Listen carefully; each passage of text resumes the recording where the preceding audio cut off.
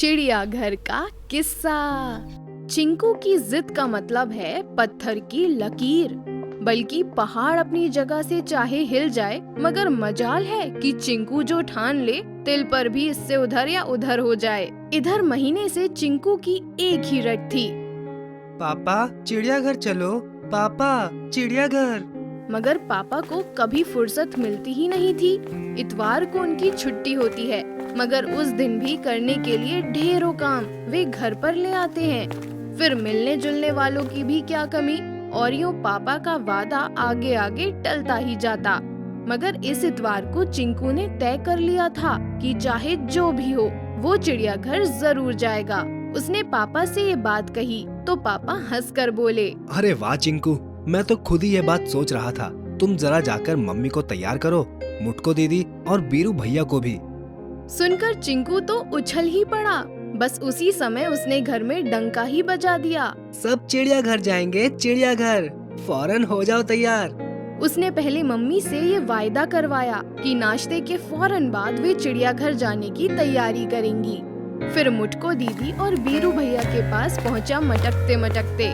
बोला, बड़ी मुश्किल से प्रोग्राम बना है, पापा मान गए हैं, मम्मी भी, आप लोग भी झटपट हो जाइए तैयार। आधे घंटे के भीतर ही सब तैयार हो गए। पापा, मम्मी, मुटको दीदी और बीरू भैया के साथ चल पड़ा चिंकू। पहले तो वो पीछे पीछे चल रहा था, लेकिन फिर सबको धीरे धीरे चलते देख उसने जोश दिखाया। एकदम मिलिट्री वाले अंदाज में बोला, जरा तेजी से चलिए, ऐसे। और सबके आगे आगे गर्व से छाती तान कर चलने लगा। देखकर मम्मी पापा की हंसी छूट गई, मुटको दीदी और बीरू भैया की भी। मुटको दीदी हंसकर बोली, अरे तू खुद ही चिड़ियाघर का जानवर लग रहा है चिंकू, फिर भला हमें चिड़ियाघर जाने की क्या जरूरत। इस पर बीरू भैया की खूब हंसी छूटी। देर तक हंसते रहे। बोले, सचमुच चिंकू को आज कुछ न कुछ हो तो जरूर गया है। इसका जोश तो थामे नहीं थमता। इसका बस चले तो अभी दौड़ता दौड़ता चांद तक पहुंच जाए।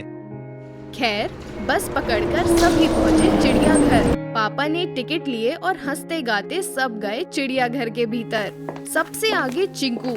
वो तो उछल रहा था, ऐसे जैसे इतना बढ़िया दिन ना उसके जीवन में पहले कभी आया ना आएगा। चलते चलते पहले ताल में कै कै करती बतखें देखी, उन्हें खिलाया थोड़ा दाना। फिर गए आगे तो दिखाई दिया हाथी, दिखाई दिया ऊंट, उन पर बच्चे बैठे सवारी गांठ रहे थे। चिंकू उछल पड़ा, उसे तो हाथी की भी सवारी करनी थी, ऊंट की भी। पापा ने कहा, रहने दे, तू डर जाएगा चिंकू, फिर टाइम भी तो कितना लगेगा, देख कितनी लंबी लाइन है। पर चिंकू भला कैसे मान जाता? इसी मजे के लिए तो वो आया है चिड़ियाघर। बड़े मजे से वो राजाओं वाली शान के साथ बैठा हाथी पर और खूब सवारी की। बैठा ऊंट पर और हिचकोले खाते हुए खूब खिल खिल हंसा और किलकारियां मारी।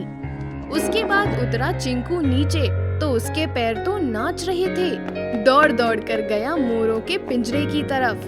वहाँ सफेद मोर थे। ऐसे मोर तो पहले चिंकू के मम्मी पापा तक ने ना देखे थे, मुटको दीदी और बीरू भैया ने भी नहीं। चिंकू हैरानी से उन्हें देखता रहा, फिर बोला, नाचो मोर नाचो। और सचमुच मोर नाच उठे। देख देख कर मम्मी पापा हैरान। मुटको दीदी और बीरू भैया ने तो खूब जोर से तालियां बजा दी। फिर देखे रंग रंग के तोते, लाल, गुलाबी, पीले, हरे, कितने ही रंग, कोई कोई बैगनी भी, इतने बड़े कि कुछ न पूछो। और सबके पंख लंबे लंबे, इतने लंबे कि जैसे लंबी लंबी पूंछें हों। चिंकू बोला, पापा ये तोता नहीं हो सकता ना, तोते तो होते नहीं ऐसे।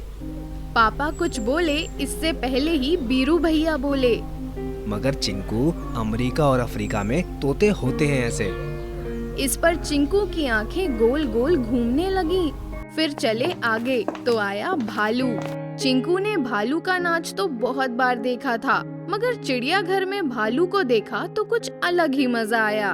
हाँ, मगर एक बात अखर गई चिंकू को कि भालू कुछ उदास था। क्या इसे आज खाना नहीं मिला, या इसके मन में है कोई बात? सोच सोच कर नन्हा चिंकू परेशान। इतने में आया भीड़ का रेला। फिर सब के सब आगे चल पड़े। आगे बब्बर शेर था, बंगाल का बाघ था, सुंदर सुंदर हिरन थे, चीता और बारहसिंघे थे। सब लोग देख देख कर हैरान थे। आहा, चिड़ियाघर में जानवरों को नजदीक से देखने का कितना मजा है। ये भी हमारे जैसे ही हैं, हमारी ही तरह खाते पीते हैं, खेलते और उछलते कूदते हैं, सोचते हैं और कभी खुश तो कभी उदास होते हैं। सब लोग यही सोच रहे थे कि अचानक पापा चौंके। बोले, चिंकू, चिंकू कहाँ गया? सुना तो मम्मी भी बौखला गई। बोली, चिंकू नहीं है क्या? अभी तो यही था। बीरू भैया और मुटको दीदी भागे, भीड़ में इधर उधर देखा, फिर रुआंसा चेहरा लेकर लौट आए। बोले, नहीं, कहीं नहीं दिखाई पड़ रहा है। मम्मी की हालत ऐसी मानो कांट मार गया हो।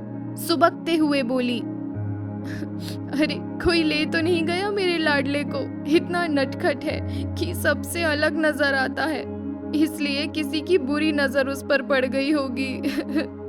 पापा बोले, लेकिन हमें ध्यान तो रखना चाहिए था, कैसे हमारा ध्यान भटक गया। आसपास लोगों ने सुना तो वो भी पास में आ गए। मम्मी पापा से कहने लगे, अरे छोटे बच्चे की संभाल तो आपको करनी चाहिए थी। ये चिड़ियाघर है, यहाँ शेर भी है, बाघ भी। पिंजरे में है तो क्या हुआ, है तो खतरनाक जानवर। अभी पिछले दिन एक बच्चा केला खिला रहा था तो बाघ ने उसकी पूरी बाह खा ली। सुनकर मम्मी जोरों से रो पड़ी। हाय मेरा चिंकू। पापा की आंखों में भी आंसू छलछला आए। रूंधे हुए गले से बोले, ना जाने कहाँ होगा दुष्ट, सुबह से इतना जोश दिखा रहा था, चिड़ियाघर जाऊंगा, चिड़ियाघर। क्या इसीलिए?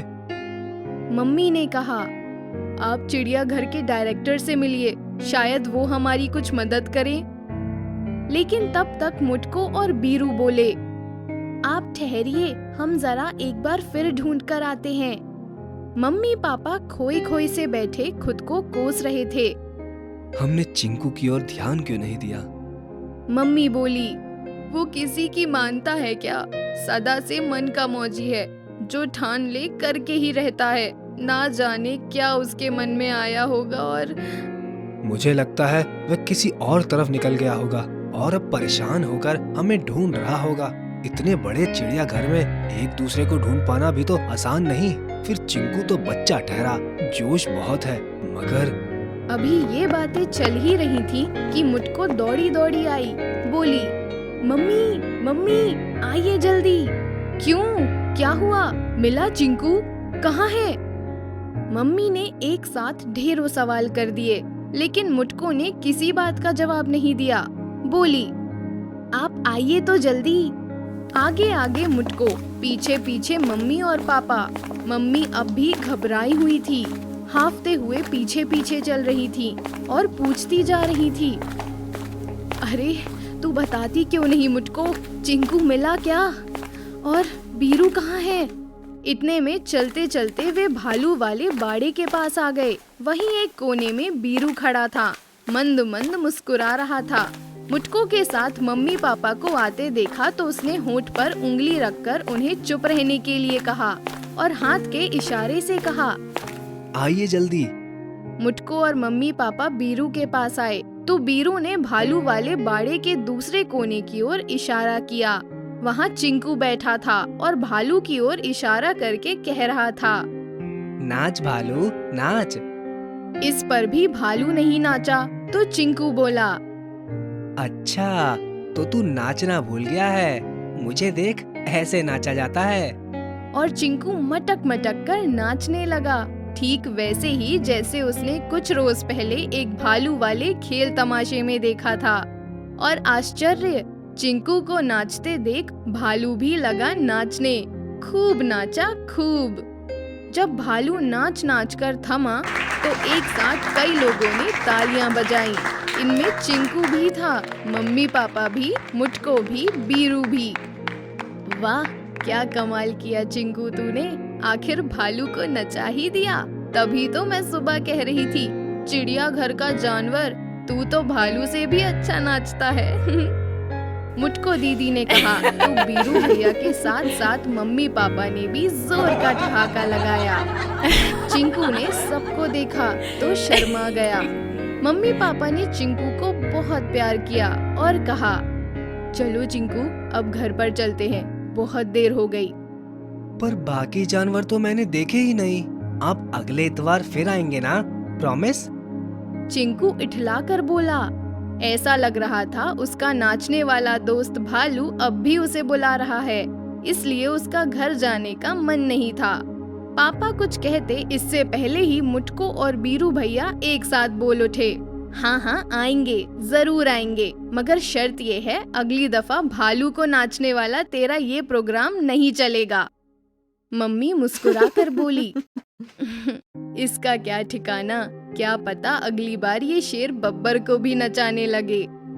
इस पर वो ठहाका पड़ा कि चिंकू ने दौड़कर मम्मी के आंचल में मुंह छिपा लिया। मगर ये पूरा किस्सा राम जाने कैसे उसके स्कूल के दोस्तों के बीच भी पहुंच गया और उसके बाद जो कुछ हुआ वो एक अलग ही किस्सा है।